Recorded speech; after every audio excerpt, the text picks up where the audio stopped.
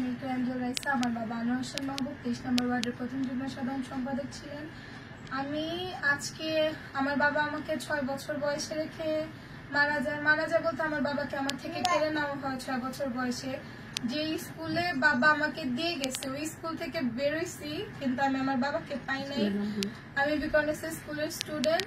আজকে আমার এসএসসি পরীক্ষার ফল প্রকাশ হয়েছে।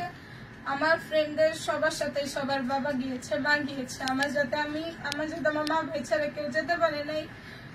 আমি আজকে সারাটা দিন নিজেকে অনেক একা মনে করছি, কিন্তু এখন একটা সময় আমি আসে দাঁড়িয়েছি যেখানে আমার মনে হচ্ছে যে না, আমি আমার বাবাকে নিয়ে গর্ব করি, আমি নিজেকে নিয়ে গর্ব করি যে তারেক রহমান স্যার আমাদের এত খোঁজ নেন।